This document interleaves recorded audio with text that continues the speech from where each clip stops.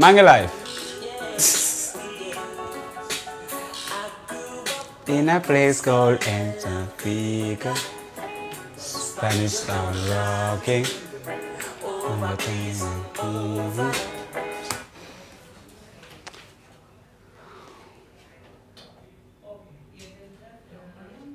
I'm live. Oh, hello everyone. Welcome to another edition of the Real Talk. Sorry, I was goofing around playing some music, trying to prepare my mind mentally for the conversation. So today, I want to talk about two things that sort of dance into each other. There is a sort of a confluence, and first is this whole saga about the imported guns. I mean, we know that 1,263 guns have been imported into the country that was intercepted by the police at the ports. And another thing that I want to talk about is how in times like this, when certain things have been spoken about, certain things like the gun situation, how do we sort of unite in these times and go beyond these problematic differences that we have? Because there are certain things that go beyond just political affiliations or tribal or religious or regional affiliations. So I will delve into that, or I will simultaneously sort of seam into it. But first of all, let's talk about these guns. We are a country that is in a transition, whose security is fragile, according to the authorities. And I would say why I'll qualify the statement as to why our security is fragile. I mean, ECOMOG present in the country aside. But another thing which is even more convincing for me was when we started Occupy Westfield and we went for a permit. I remember we sat with the Inspector General of Police, Kinte, when Kinte was the Inspector General of Police, and the head of the paramilitary and the head of the immigration, and a lot of head of different security apparatuses. And what he told us, I could remember what they were trying to tell us was the security of this society, of the country, is so fragile, it's at red right now, and anything could happen. That it could be easily destabilized because Jammeh still had loyalists who want to attack this country, right? And this was, they were talking about this all over the place, obviously. And we all knew that, of course, that things are not the way they're supposed to be. But, and when we wanted to protest, we are always labeled as national security threats when we say we really want to do it because it's our freedom of assembly. Now you have somebody importing 1,263 guns, and we are trying to make it look like it's normal, that we can actually just, it's not a problem. It is a problem, but the government is acting as if, this. And even what is more daunting about it is beyond the government's weak concern. There is no stringent concern. Is that they actually gave the guy a license to import these guns. Now, here is the problem with this. First of all, this is for hunting purposes. What are you hunting in this country with 1,263 guns, and then you have semi-automatic weapons in it? I'm not trying to say that this guy is coming to start some war or some civil war or whatever. His intentions might be in a good place as a businessman who wants to sell guns, right? In a society that people do own guns in their homes for hunting purposes. But still, it doesn't make no sense. Why you will import so much guns at once, and amongst them there are guns that are not for hunting. It opens up a room for a lot of questioning. First of all, how does the state really value our security? Where does this petty capitalist business mind state meet the power that the state has? Like, if you're a businessman, how far would we go to sacrifice the need of the collective and the well-being of the collective? How far would we go to sacrifice that? for private investment. You know, there's this whole buzz about, oh yeah, we need private investors and all of that. Legit. I mean, we all need, I mean, there is a need for a strong economic system that can help in developing our people and create job opportunities, employment, and a proper economic system in the country. That is granted, we all know that. But how far would we go in the pursuit of that we endanger the lives of our people? You know, there's so many things to consider. And to diverge from that a bit, you see even the whole saga around the fish meal companies, like the Golden Leaf in Gunjur and the fish meal in Sanyang at the beach. People, the people who live in those places said they don't want it. But the government is still pushing it because for them it's about private investment. So I think the government needs to think about something, that the need for economic well-being should not trump the social well-being of the people. You know, our security is more important than trying to get investment opportunities. Our well-being in our communities is more important than trying to get business opportunities and investments from other companies, whether they are from the Gambia or from outside the Gambia. I think we should make that very clear. Now, going back to this gun thing, our country is in a fragile state. We still have a peacekeeping force in the country. And I think that should make us realize something, that this is a problem. We can't even, I mean, even these 3 guns is problematic.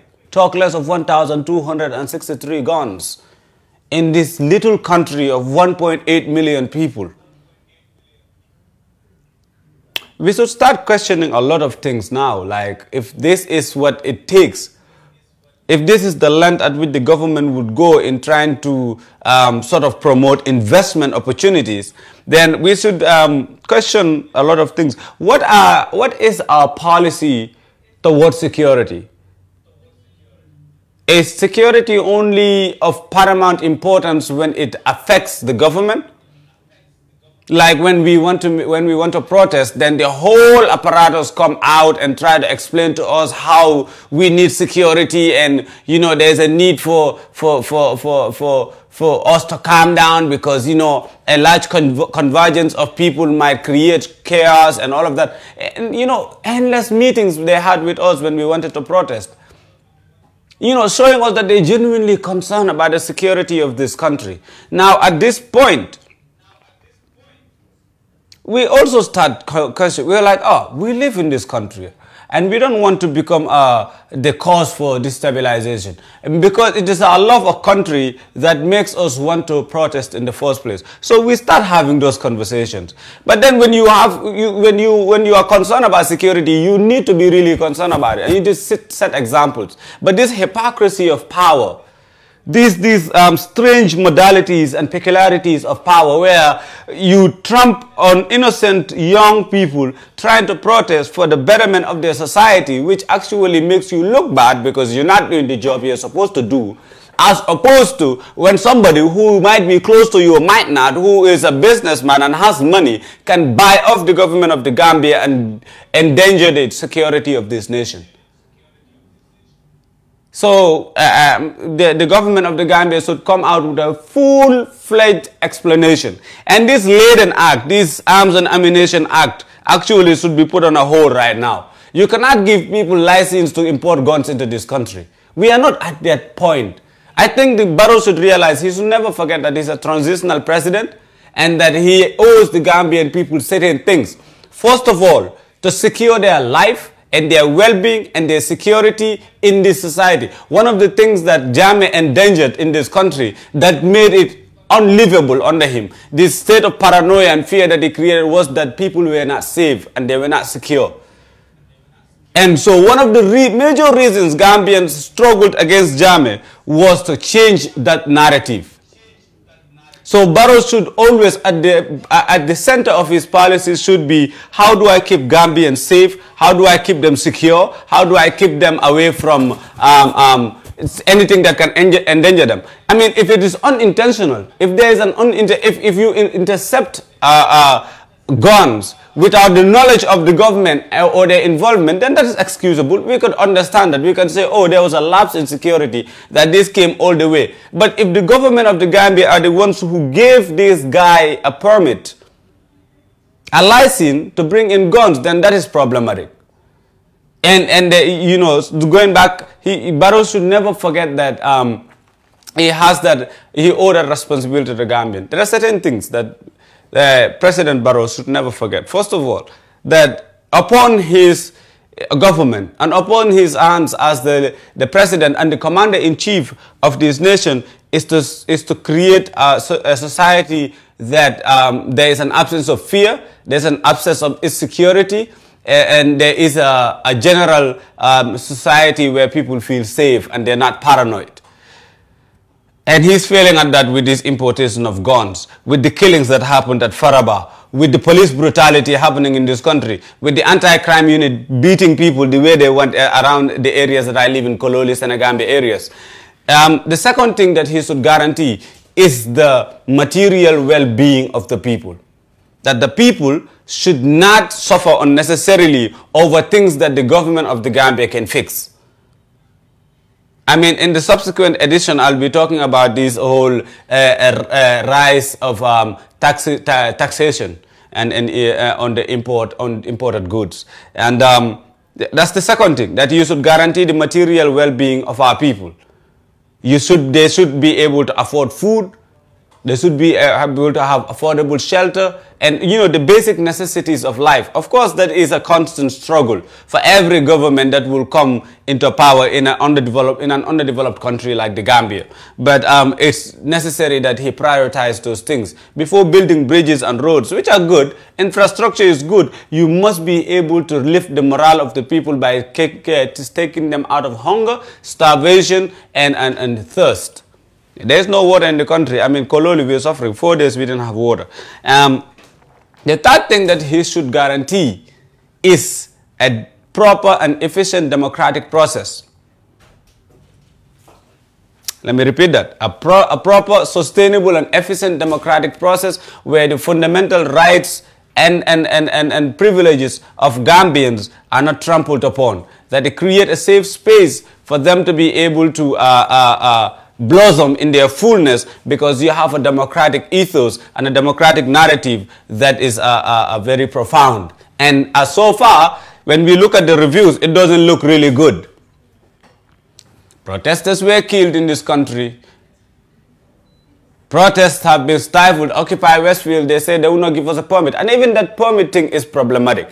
But we will talk about all of this in the subsequent edition. So these three things: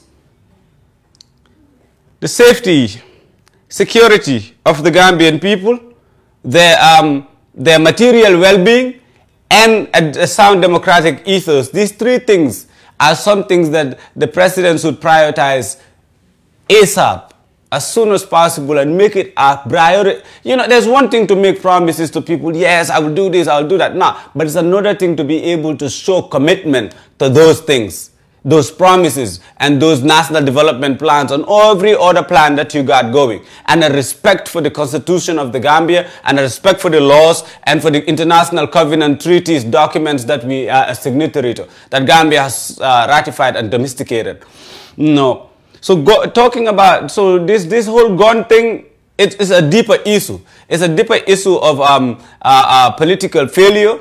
It's an issue of indifference. It's an issue of misplaced priorities, and also a lack of an inept understanding of the basic realities of petty bourgeois capitalism on the continent, and these heartless businessmen who don't care about anything except to sort of jeopardize, you know, they will get profit at the expense of our people. You know?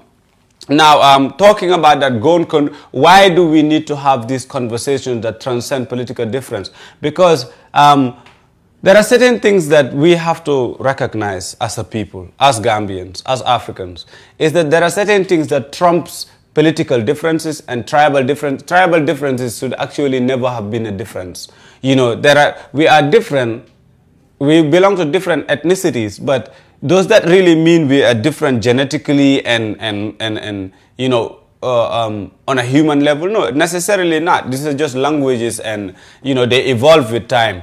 Now, I've seen people who try to rationalize this whole gun thing because of a political affiliation they might have. And that's why the second segment of this program today is, how do we unite beyond political differences when it comes to certain things? Now, anybody can support any political party they want. You can support any political figure that you think has the right policies or whatever that they got going.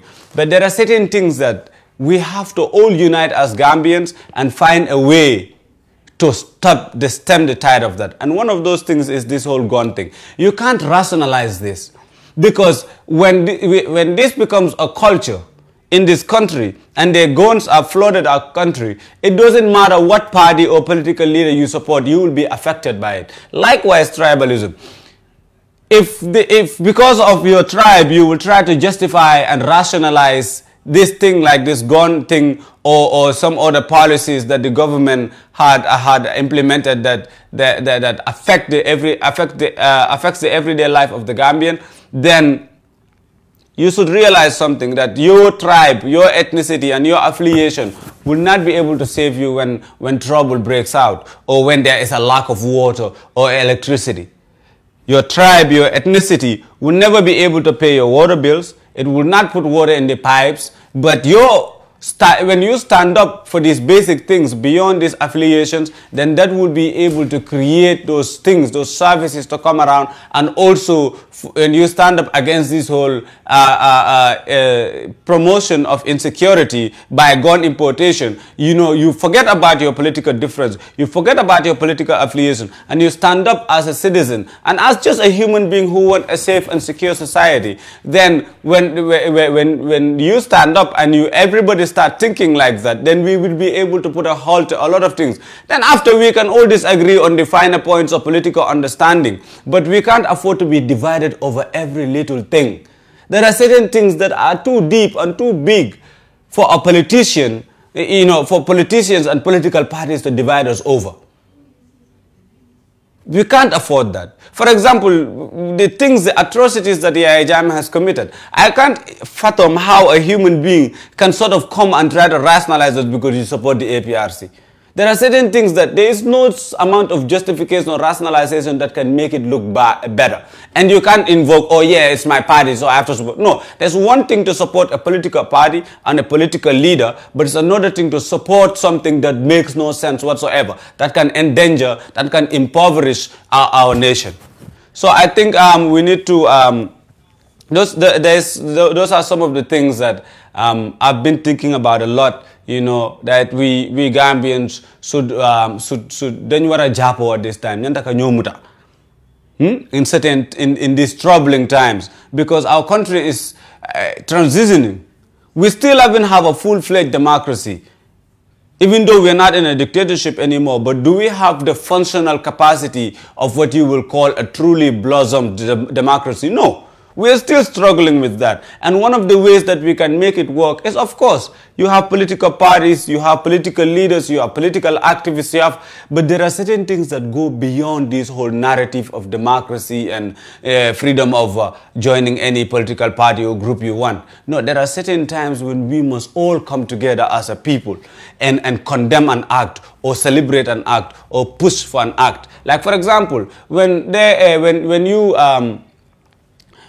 there is a shortage of water and electricity in the country, at that point you don't say, oh, because I support the APRC, I can't go for this because, yeah, it's the UDP people or it's the GDC people or it's the PDIS people who organize it. No. At that point, you don't see yourself as a politically affiliated person. What you see is a Gambian who is affected by the lack of water and electricity. So when it comes to the basics of life, the basic necessities, the basic things that make us function as human beings every day, we must be able to separate that from our emotional or intellectual attachment to a political party or political leader.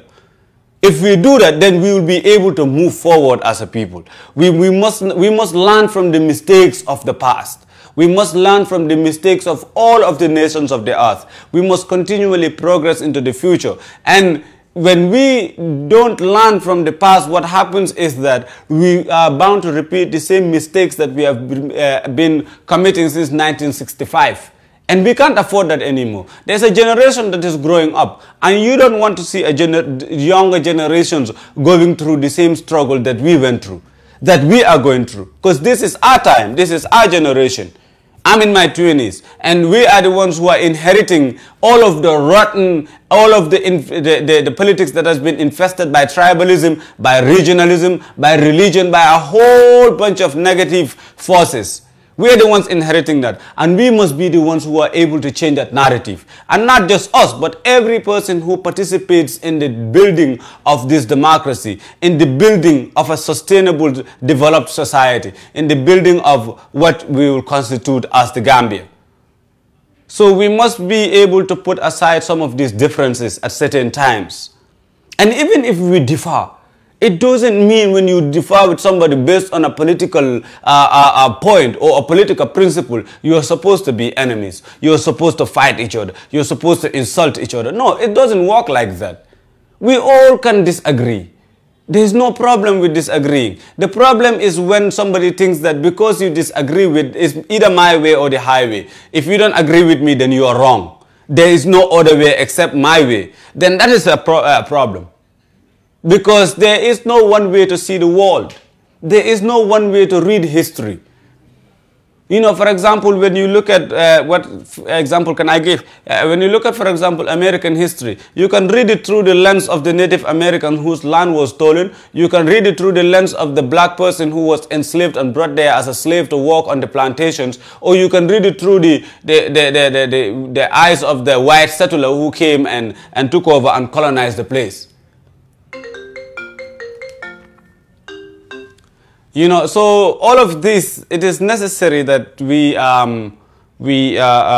center these things, that there is different ways of looking at things, and as such, we will always differ over so many things.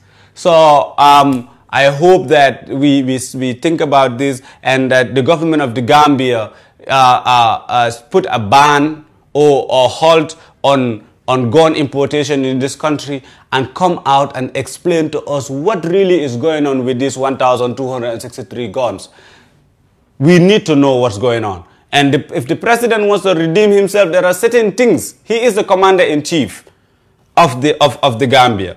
This is a national security issue. At this point, it is wise that he himself comes out and talk about this as the commander-in-chief. Not only as president, but as commander-in-chief, somebody who is the highest agent of our security system. That he comes out and explains to Gambians what really is going on and assure Gambians.